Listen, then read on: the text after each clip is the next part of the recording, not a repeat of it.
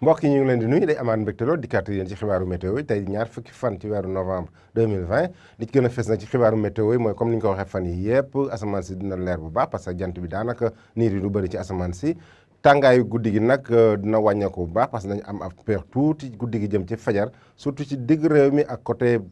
sow réew mi ñu xool nag niir yi nu mu tëddee tey ji ci àjjuma gi jëm ci samedi bi niir yoo xam ne bëriwuñ daanaka boo xoolee côté Ziguinchor Saint-Louis côté Mauritanie ak côté Maroc foofu am nañu ay niir yi lu ci bëri ci géej gi lay jógee dem wàlli dugg ci biir réew mi mais li ci des lépp asamaan su leer la ñuy am ci bëccëg bi jëm ci guddi gi ba tax na guddi gi nu muy tëddee tey ji ci maanaam ñu xool seddaayu guddi gi nu muy tëddee seddaay bi fa muy amee daanaka tuuti Mbuur la mu am fukki degré ak juróom des na ci côté Sédhiou tamit fukki degré juróom-ñett Kolda fukki degré juróom-ñaar mais Dakar boo xoolee mooy jël raw gàddu gi parce que na am ñaar fukki degré juróom foofu du sedd daanaka ci guddi gi ñaar fukki degré juróom-ñett ñu am ko Ziguinchor bu ñu demee ba ci côté Ndar ñu am ñaar fukki degré benn ñaar fukki degré ñaar ñu am ko Louga ñaar fukki degré ñu am ko Thiès bu ñu demee ba Podor ñu am ñaar fukki degré mais na fii na am ñaar fukki degré benn diggante Matam ba côté Bakel fukki degré juróom-ñett ñu am ko Tambacounda ñaar fukki degré benn ñu am ko Kédougou ñaar fukki degré ñu am ko fële ca Kaffrine bu ñu demee nag ci àjjuma gi nu ñu xool tàngaayu bëccëg bi nu muy tëddee comme ni ñu ko amee fan yi yëpp tàngaayu bëccëg bi fu muy gën a tuute mooy Dakar nu am fanweer degré juróom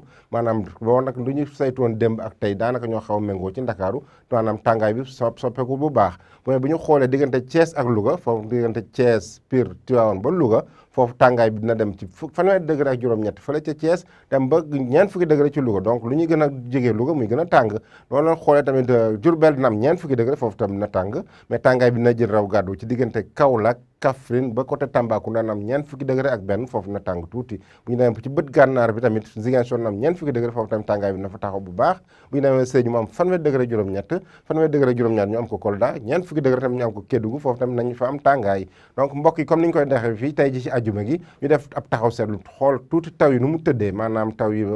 ren ji dayaan taw yi nu mu tëddee bu ñu ko xoolee ci carte bi maanaam bu ñu xoolee point bu xaw a mboq bi moo xaw a néewal tuuti Podor te am na ñeenti téeméeri milimètre ak lu tegal ñetti téeméer ba ñeenti téeméeri milimètre diggante Podor bu jëm ba ci côté Dagana foofu taw bi teew na fa bu baax gis nga côté Dakar am nañ fa juróomi téeméeri milimètre ak lu tegal diggante Ndakaaru Thiès jëm ba ci côté Louga foofu taw bi am na taw bu baax a baax mais Linguère nag boo xoolee moom am na juróom-ñetti téeméeri milimètre ak lu tegal boo xoolee mboq bu di ci point bi mooy wan ne Linguère am na taw bu am solo bu ñu demee ba ci côté Ranérou Matam tamit foofu taw bi am na fa doole lool bu ñu demee ba ci côté Tambacounda foofu tamit nañ fa ay presque ñetti téeméeri milimètre ak juróom-ñetti téeméeri milimètre ak juróom-ñeenti téeméeri milimètre ak lu tegal